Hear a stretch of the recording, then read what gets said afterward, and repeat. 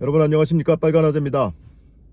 이재명 대표의 선고 소식 여러분도 방송으로 실시간으로 들으셨겠죠. 우선은 오늘도 또 반가운 소식 전해드리지 못해서 여러분께 우선 송구합니다. 꼭 36일 전 이재명 대표 선거법 사건 항소심에서 무죄 선고가 되던 날, 제가 지금 앉아있는 이 장소에서 반가운 마음을 여러분께 전해드린 바가 있는데요. 꼭 36일 만에 정반대의 결과를 여러분과 함께 또 얘기를 나눌 수밖에 없게 됐습니다. 그 결과를 수긍을 할 수 있든 없든, 방송 전에, 선고 전에 제가 여러분께 방송을 통해서 무죄를 확신한다라는 말씀을 드린 바가 있는데, 결과적으로 그 예상이 틀렸습니다. 그 점 여러분께 사과드립니다. 선고 공판을 법정에서 직접 듣고 나와서 조희대 대법원장이 낭독한 이 선고 요지를 다시 한번 쭉 들어보기도 하고, 제가 메모한 걸 보기도 하고, 그러면서 드는 생각이 뭐냐면요, 이 다수 의견은 이것이 허위사실 공표에 해당된다는 것이고, 그의 반대 의견을 낸 소수 의견은 유죄로 볼 수 없다, 다수 의견에 동의할 수 없다라는 건데, 이 다수 의견을 한 20여 분간 조희대 대법원장이 낭독을 했는데요. 그 내용이 많이 듣던 내용입니다. 당초에 유죄를 선고했던 1심 재판부의 판결 요지와 판박이처럼 똑같은 논리 구조를 갖고 있습니다. 그래서 재판부 지정하고 나서 9일 만에 이 선고 기일을 잡고 단 한 차례, 사실상의 단 한 차례 합의 기일을 열어서 결과를 낸 것이, 결국 그 사이에 어떻게 이것을 뒤집는 판결문을 쓸 수가 있나 라는 생각을 했는데, 1심 판결문을 그대로 원용하는 방식으로 판결문을 쓰지 않았나. 앞서 말씀드린 것처럼 1심 판결의 대상과 2심 판결의 대상은 달랐습니다. 기본적인 사실관계는 같지만 검찰의 공소 논리가 다르거든요. 항소심 과정에서 공소장 변경을 했잖아요. 그래서 김문기 씨 관련 발언은 크게 3가지 허위사실이 있다면서 각 발언이 어디에 해당하는지를 끼워 넣었는데, 이것을 전혀 반영하지 않은 판결문 같다라는 생각이 들었습니다. 항소심 재판부가 판결문 뒷부분에 변경된 공소장을 붙여넣은 이유가, 이런 이유가 있었나 보다. 대법원에서 그 부분을 충분히 심리를 했는지, 이게 물리적으로도 시간적으로도, 그리고 오늘 선고 요지를 낭독한 결과에서도 느낄 수가 있었습니다. 반면에 이 반대 의견을 낸 대법관의 여러 가지 이유는 기본적으로는 항소심, 무죄 판결을 한 항소심의 논리와 흡사하고요. 특히 눈에 띄는 대목이 있었습니다. 물론 항소심 판결에는 나오지 않는 대목인데요. 그동안 대법원이 이전에 진행된 여러 가지 선례를 통해서 확고히 확립해온 원칙이 있었다. 정치적 중립의 자유, 정치적 표현의 자유를 확대 보장하기 위해서 선거법상의 허위사실 공표죄 적용을 축소해 왔는데, 일관되게. 그런데 이번 사건에 있어서는 허위사실 공표죄의 적용 범위를 넓혔다. 그것은 정치적 표현의 자유와 공론의 장에 규제의 칼을 들이밀음으로 해서 민주주의 발전의 역사를 후퇴시키는 퇴행적 발상이 될 수 있다. 뿐만 아니라 이 같은 해석 방식이 검사의 기소 편의주의와 결합할 경우에는 법원의 정치적 중립성에 가해지는 위험이 심각할 수밖에 없다. 다시 말하면 법원의 정치적 중립성이 훼손될 수 있다라고 소수 의견을 낸 대법관들은 이 다수 의견에 반대를 했던 겁니다. 쉽게 얘기하면 법원이 정치적 영향력을 행사한다는 거 아니야. 법원이 선거에 영향을 주려 한다는 거 아니야. 이 대법관의 소수 의견 또는 반대 의견에 이런 표현이 등장한다는 것 자체도 굉장히 강한 표현이 지금 들어간 거죠. 강한 반대 의사가 느껴지는 대목인데요. 어찌됐든 이에 대해서 이재명 대표가 현장에서 이 선고 결과 소식을 듣고 이렇게 얘기를 합니다. 자세한 거는 구체적인 내용을 확인을 해봐야 되겠지만 어쨌든 결과만 놓고 봤을 때 코멘트를 한 건데요. 결과적으로 법도 국민의 합의에 의한 것이다. 결국 국민의 뜻이 가장 중요하다. 늘 하던 얘기처럼 정치는 결국 국민이 하는 것이고 국민의 뜻에 따라야 한다. 국민의 뜻이 어디 있느냐에 따라서 본인의 행보를 정하겠다라는 의지를 우선적으로 밝혔습니다. 말씀드린 것처럼 이것이 유죄가 확정된 것은 아닙니다. 유죄로 선고를 고등법원이 해야 하는데 형량은 다시 정해야 합니다.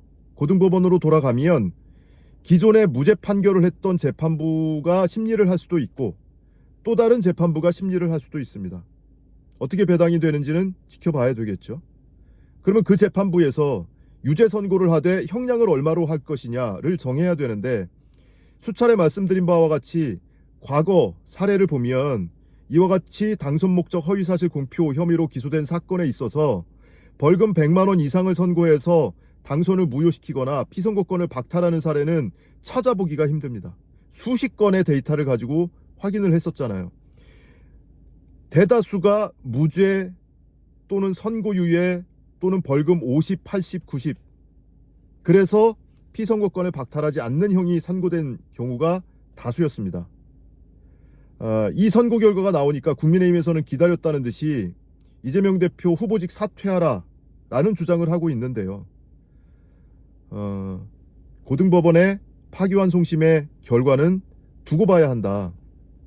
그럼 대선 전에 파기환송심 결과가 나올 수 있냐? 또는 그 파기환송심 결과가 확정이 될 수 있냐? 그거는 어렵죠. 한 달밖에 남지 않았거든요. 그 사이에 고등법원이 다시 심리를 해서 양형을 정하고 어떤 결과가 나오든 검찰이든 피고인이든 재상고를 할 수도 있거든요. 그럼 대법원에서 다시 또 판단을 받아야 합니다. 그 한 달 내에 이런 일들이 이루어지기 기대하는 것은 난망한 일이죠. 결과적으로는 이재명 대표가 후보직을 유지하거나 또는 무죄 추정의 원칙이 바뀌거나 하지는 않습니다. 대선 출마의 법적 지위는 아무런 영향이 없다. 다만 지금 나오고 있는 뉴스처럼 국민의힘에서 맹공격을 쏟아내겠죠. 그때 이재명 대표의 판단 기준은 이미 본인이 이야기한 대로 국민의 뜻에 따라야 한다라는 겁니다. 두 경우가 있겠죠. 국민들이 이제 여론조사를 통해서 확인되지 않겠습니까? 국민의 뜻은. 야, 대법원이 유죄 취지로 파기환송했대. 그러니까 이재명 출마하면 안 되는 거 아니야? 이렇게 판단하는 국민이 있을 수도 있겠고 거꾸로 대법원이 선거에 개입한 거야. 내란 사건이 종식되지 않았어. 그러니 대법원의 판단이 어떻게 나오든 간에 항소심에서 형량이 또 100만 원 미만으로 선고될 가능성도 꽤 있고 그러니 이재명 대표가 이 난관을 뚫고 끝까지 완주해야 해. 이재명 대표의 사법 리스크 수년 동안 들어왔는데 그것은 이미 지지율에 상당 부분 반영이 돼 있다고 보거든요. 국민들이 어떻게 판단할 것이냐, 결국 여론조사가 어떻게 결과가 나올 것이냐에 따라서 이재명 대표의 행보가 결정이 될 것 같다. 이런 생각을 하게 됩니다. 법원이 선거에 개입했다 또는 정치의 한복판에 뛰어들었다. 일부 반대 의견을 낸 대법관들 스스로 이야기하고 있다시피 더더군다나 오늘 어떤 날입니까? 한덕수 총리가 사퇴를 천명하고 곧 출마를 선언한다고 하는 날 아닙니까? 그날과 궤를 때를 같이 해서 대법원이 이와 같은 판단을 했다. 36일 전에 이 장소에서 항소심 선고 결과 전해드렸다고 말씀드린 바와 같이 꼭 36일 만에 이런 결과를 대법원이 내놓은 겁니다. 정말 전광석화와 같은 속도예요. 그리고 소부 2부에 배당을 했다가 2시간 만에 전원합의체에 배당을 하고 사실상 단 한 차례 토론을 거쳐서 일주일 만에 선고를 한다. 대법원이 시그널이 이런 시그널로 읽힐 수 있지 않겠습니까? 우리가 시간 줄게, 민주당 후보 교체해. 이런 시그널로 읽힐 수 있지 않겠습니까? 이거 뭡니까? 선거에 개입하는 거죠. 그래서 일부 대법관이 이 정치적 중립의 훼손을 심각하게 우려하는 강도 높은 의견을 낸 거 아니겠습니까? 결국 여론조사를 통해서 드러나는 국민의 여론, 국민의 뜻이 어떤지에 따라서 이재명 대표가 결정을 할 겁니다. 그리고 민주당이 결정을 할 겁니다. 반복해서 말씀드리는 것처럼 이재명 대표의 사법 리스크는 우리가 하루 이틀 지켜본 거 아니야. 그리고 이것이 확정 판결도 아니야. 판결이 났다 한들 벌금 100만 원 이상의 형이 선고돼서 피선거권을 박탈한 형이 나온 것도 아니야.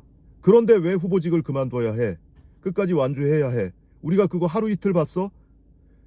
대법관이 지적하는 것처럼 이런 해석이 검사의 기소 편의주의, 기소해도 안 되고 어떤 사람은 기소하고 어떤 사람은 기소하지 않고, 다시 말하면 정치적 목적으로 이 공소권을 남용할 경우에 대법관이 이것을 대법원이 걸러주지 못하면 이것은 심각한 우려를 낳게 된다.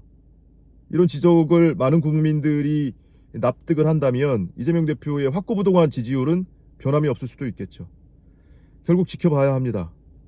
우리 지지자들이 그리고 국민들이 어떻게 이 판결 결과를 받아들인지를 지켜봐야 한다. 다시 한번 반가운 소식 전해드리지 못해서 여러분께 매우 송구스럽고요. 늘 그런데요. 이런 주요 인사의 형사재판이 반가운 결론이 나오는 경우가 많지 않잖아요. 36일 전에 항소심 무죄 판결, 최근 몇 년 동안 굉장히 희귀한 경우였죠. 오히려 하루 이틀 겪는 건 아닌데, 이런 선고 결과를 접하고 여러분께 제가 법정에서 방청한 내용을 전달을 해드릴 때는 늘 저도 방송하는 것 자체가 괴롭고 여러분께 죄송스러운 마음을 금할 길이 없습니다. 다시 한번 송구하다는 말씀 드리고요. 이후에 이제 판결문 전문이 공개가 되면 판결문을 꼼꼼히 한번 읽어보고 과연 1심 판결문을 그대로 갖다가 베껴 쓴 것인지, 아니면 대법원이 기존의 판례 그 선례에 따라서 판단을 한 것인지, 그것을 다시 한번 말씀을 드릴 기회가 있지 않을까 싶습니다. 오늘은 일단 여기서 인사드리겠습니다. 감사합니다. 그리고 죄송합니다.